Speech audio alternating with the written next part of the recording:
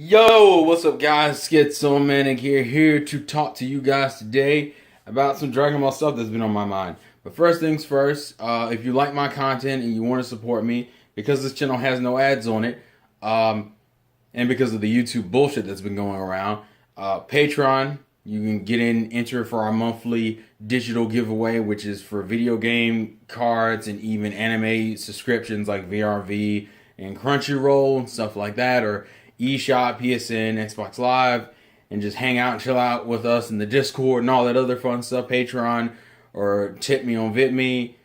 I appreciate all the support. Let's get into the video.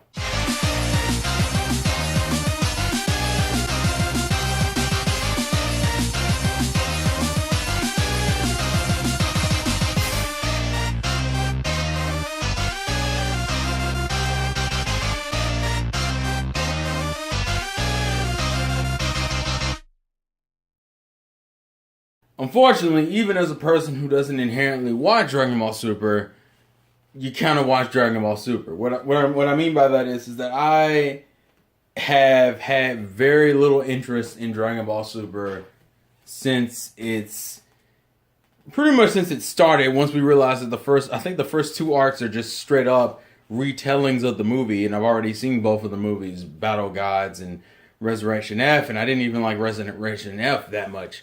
Well, towards the end of it, I really didn't. And so, Dragon Ball Super for the longest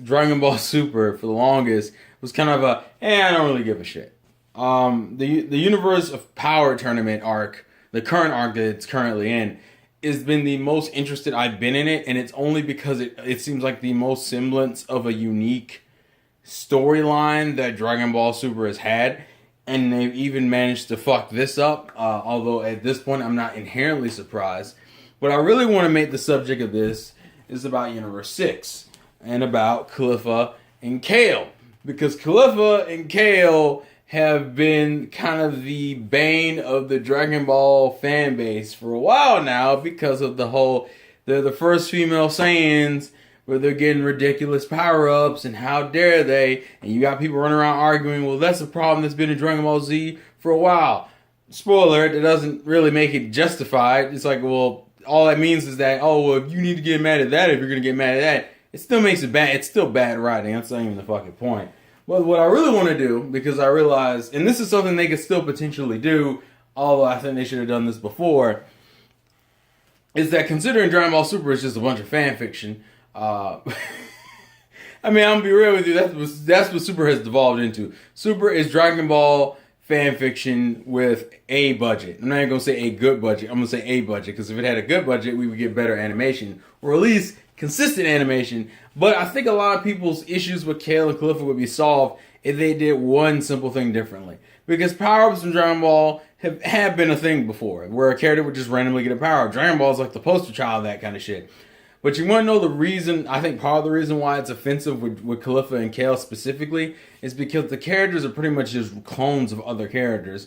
Kale being a variation on Broly, and Caulifla just being pretty much Goku.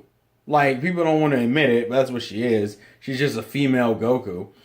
I think part of the real reason that people can't stand it is because those characters weren't really developed. The characters weren't really shown off. They barely interact with each other. All we know of their personality is that Caulifla is a tomboy. Kale is pretty much gay for Caulifla. I think it's her sister, I believe, right? I'm not even sure. That shows you how much I follow Super. And Kaba is your nice Saiyan. So here's the idea I personally had. And this is some fan fiction bullshit, but once again, it works well because we're talking about Super here. About what would have made this a little bit more interesting and been more appealing as an arc. And I've kind of wanted to do this for a while because I've made other videos that I never uploaded talking about what I think they should have done with this whole multiple universe concept. But I want to just specifically handle Universe 6 because that's the one we've had the most interactions with like Hit and stuff. Hit, Frost, and the other characters.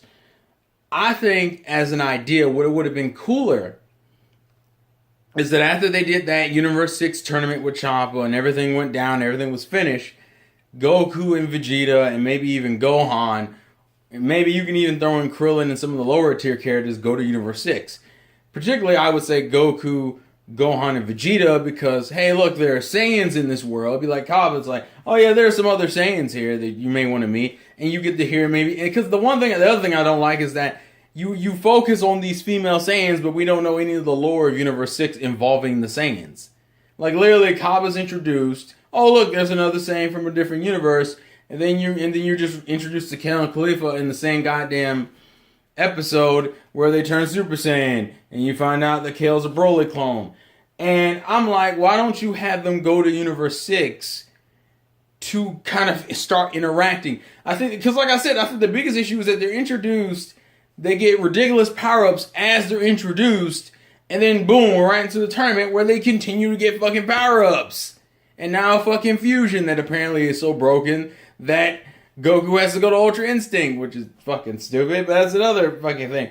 Because here's the thing, even though Cabba's the gentle Saiyan and Kale is a Broly clone and Khalifa is female Goku, those are just archetypes. You can easily have that be a base for their characters and expand upon that, which is what I'm going to get into. For example, they already kind of do it with Vegeta and Cabba to a degree, where Vegeta and Cabba kind of have this weird master-sensei relationship. And it would be a cool way of doing the still, because it's obvious they're going to still do the training, right? They're still going to do the training with Goku and Khalifa and Kale and Cabba and Vegeta. But the way I think it should have worked out is that we got lore. We got lore on the Saiyans from Universe 6. What's the situation? What's the problem? Maybe introduce a villain for Universe 6 and have an arc based around that villain and how the Saiyans aren't strong enough to take back their planet. Because it seemed like Kale and Khalifa was just kind of chilling. Same thing with Cabba. It would be interesting to say, oh, they actually got kicked off their home planet. And it's like, why? Oh, we weren't strong enough. And Kale and Khalifa just got content with it. It was like, well, we can't do anything. We keep getting our asses whooped. I don't know what to do. And they're sitting there struggling. So Goku and company teach them how to harness their Saiyan powers. And I think the pairing should be as follows. Obviously, Goku and Khalifa. Obviously, Vegeta and Cabba. But I think Kale and Gohan should have been the third one. Now, once again, this is a thing that could potentially happen in the future because, as you know, Universe Power Tournament to me is irrelevant because no matter what happens, they're either going to do one or two things. They're either going to only bring back the relevant universes or they're going to bring back all of them. Doesn't even matter which because you have a character who can... You have a plot device in the form of Dragon Balls to do it, and you also have Zeno, who could easily do it. Be like, oh, the tournament was fun, so you know what we're going to do? We'll bring it back so we can do it every year. It's like the Universe Tournament Power has no real bearing on plot and has no dire straits because it's Dragon Ball. But let me explain why I like those pairings specifically. It's, as I said, Khalifa is a female Goku, so it makes sense to have them both paired up. Now, the idea is that this is where you can start differentiating her. Having her have traits that Goku doesn't have. Maybe even kind of showing Goku, which I think is what the Goku Black Arc was supposed to do. Showing an idea of how Goku's personality can go too far. Having that being shown through Khalifa and be like, "Lo, you need to tone it down. You become a little bit too obsessed with fighting." And Goku kind of comes into the revelation of, you know what? Maybe it doesn't hurt to not be the strongest in the universe or to be obsessed with training all the time. That would be a cool dynamic as far as the Khalifa-Kale situation is concerned. The Vegeta and Cabba situation is weird because it's pretty much... It'd be weird to see... To me, it has a potential of being interesting in the sense that Vegeta telling Cabba to harness his anger and his power to achieve his Super Saiyan abilities because that's how that's how Vegeta achieved his. But this is modern Vegeta. This isn't like old school Vegeta. So modern Vegeta teaching Cabba about these things and then having to realize that the difference between him now and the way he was back then is that, wait a minute, there's nothing wrong with not being overly obsessed. Kind of like pretty much like I wouldn't say the final arc, but kind of like the idea that Cabba kind of reinforces that, you know what, there's nothing wrong with the way you've done things now. Like maybe Vegeta still is a bit self-conscious about the way things have turned out in his life. That he pretty much gave up being like an insane ruler of the Saiyan race. That, you know what, I'm just gonna settle down and chill out on Earth, right? Maybe Cabba is like that final push in that whole arc and whether or not he's completely come to terms with the way things are currently.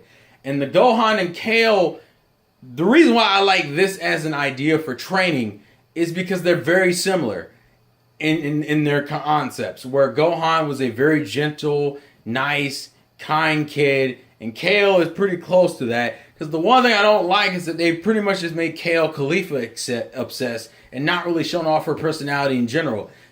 There's nothing wrong with showing that, yeah, okay, fine, she's obsessed with Khalifa, but also her being a super nice and super generally sweet character. Kind of like the Hinata type, because it's obviously what they're going for. The sweet, kind person who has this insane amount of potential.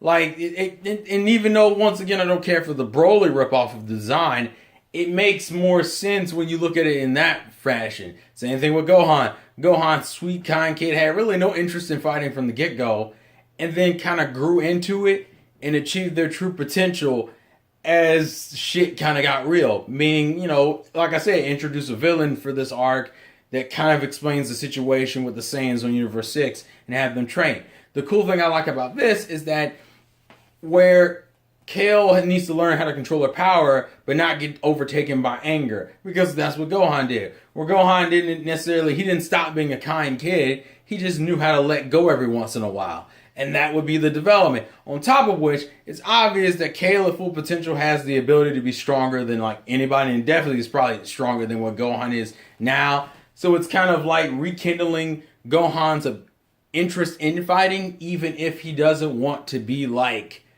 as obsessed with it as his dad is. So each of the Saiyans training their respective Universe 6 counterparts are gaining something out of the experience. Like, I like that idea. And personally, if we had to be real here, I would like the idea of each of the Universe 7 cast going to different universes and interacting with different universes. Because to me, the Universe of Power tournament would have meant so much more if you had a lot of these other characters like we had seen more out of. We've seen more interactions. Because there's some characters in this there are characters in these universes that actually have very interesting designs and look like they would have very interesting backstories. And it disappoints me that all that potential got fucking wasted on, oh, we're just going to have them show up to be fodder. You could have done, to be fair, they would still be fodder. But it would make some of these moments in the Universe of Power tournament mean a lot more. For example, if you had this Universe 6 arc that helped them like train and shit, when Kale and Kaba and Califia fought their respective masters in this universe, in the tournament now, like if that was a previous arc and then they still ran into each other now, it would mean so much more. I wouldn't even care as much about them getting power-ups, because it's like a simple master versus student situation where it's like, look, we went through all this shit together, we've become closer, we've both grown from our interactions with each other, let's give it all we got and show them how we do things. It would be like, I think at this point, I don't even think Kale and Califia have their own signature moves. I don't even think does Kaba have his own signature move? You remember people had, the Kamehameha wave and the Gallic gun and stuff like that. It'd be interesting to have that be taught over. To be like, all right, I'm going to teach you a signature move. The fact that Gohan's moveset is pretty similar too is another issue. But you get the idea. That to me was a cool concept for like an arc. And it would have made these characters way more appealing. Because as of right now, I think on top of the ridiculousness and power-ups, I don't care about these characters nowhere near. I like their designs. I mean, Kale, I get people's hatred of Kale because she doesn't have her base archetype personality isn't interesting. But like I said, you flesh her out, it would totally work. I think that's the part about Super that pisses me off the most.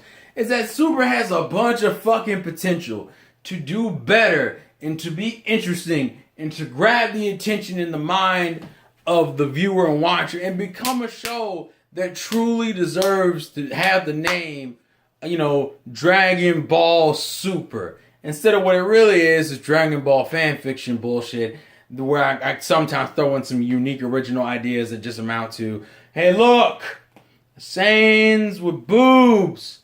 Isn't that cute? Especially because some of these character designs are going to waste, man. That's what bothers me. And if anybody wants me to like make a mini series out of this and talk about some potential ideas for multiple arcs, we can even do it, depending on how well this goes over, we can do like potential live streams where we're just shooting out ideas and shit. Which is why join the Discord in the chat. We can talk about it there too.